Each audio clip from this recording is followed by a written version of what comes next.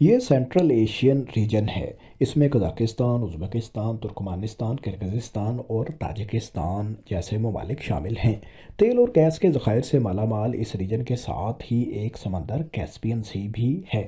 کہنے کو تو یہ ایک سمندر ہے، لیکن در حقیقت یہ ایک بڑی جھیل ہے، کیونکہ یہ براہ راست کسی بھی دوسرے بڑے سمندر سے ملا ہوا نہیں ہے۔ اس کے گرد پھیلے 5 ساحلی ممالک میں سے 3 ممالک قزاقستان، ترکمانستان اور آذربائیجان لینڈ لاکڈ ہیں، یعنی یہ ممالک سمندر کے ذریعے براہ راست دنیا کے ساتھ تجارت نہیں کر سکتے۔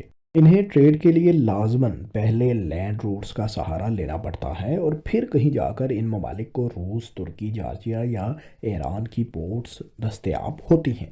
سینٹرل ایشین ممالک کی اس مشکل کو حل کرنے کے لیے ایک 700 کلومیٹر طویل کینال قزاقستان نے پرپوز کی ہے، جسے روس کی حمایت بھی حاصل ہے۔ اس مصنوعی نہر کو یوریشیا کینال کا نام دیا گیا ہے۔ یہ آرٹیفیشل کینال کیسپین سی کے ساحل پر واقع ممالک کو براہ راست سی آف آزوف سے ملائے گی۔ اس کے بعد پھر بلیک سی، سی آف مارمرا، ایجین سی اور بحیرہ روم کے ذریعے کیسپین سی کے ساحلی ممالک بالخصوص، جبکہ ریجن کے باقی لینڈ لاکڈ ممالک بھی دنیا بھر سے تجارت کر پائیں گے۔